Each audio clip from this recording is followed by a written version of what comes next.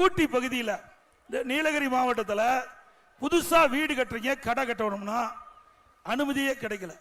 10,000 பேர் வீடு கட்டுவதற்கு கடை கட்டுவதற்கும் அனுமதி கேட்டு இன்றைக்கு விண்ணப்பம் செஞ்சிருக்கிறாங்க. ஆனா விடியா திமுக அரசு அதையெல்லாம் கவனத்தில் எடுத்துக்கொள்ளாம இன்றைக்கு 10,000 பேர் வீடு கட்டக்கூடிய சூழ்நிலை இருக்கின்ற பொழுது அவளுக்கு அனுமதி கொடுக்காம முடக்கி வச்சிருக்கிறாங்க. பல்வேறு துறையிலிருந்து அவர்கள் அனுமதி பெற்று தான் வீடு கட்ட வேண்டிய சூழ்நிலை இருக்குது. அண்ணா திமுக ஆட்சிக்கு வந்த பிறகு இந்த 10,000க்கும் மேற்பட்டவர்கள் வீடு கட்டுவதற்காக அனுமதி கேட்டு விண்ணப்பித்திருக்கின்றீர்கள். அதையெல்லாம் முறையாக பரிசீலித்து தகுதியானவர்கள் அனைவருக்கும் அந்த வீடு கட்டுவதற்கு அனுமதி வழங்குவதற்கு நடவடிக்கை எடுக்கப்படும். அண்ணா திமுக ஆட்சி இருக்கின்ற வரைக்கும் வீடு கட்டுவதற்கு எளிமையாக நாங்கள் அனுமதி கொடுத்துட்டு இருந்தோம்.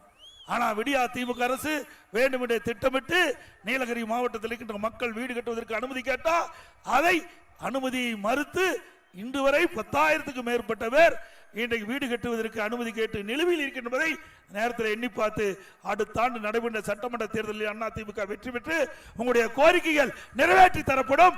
அந்த நிலுவையில் இருக்கின்ற அந்த வீடு கட்டுவதற்கான அனுமதி கிடைக்கும்.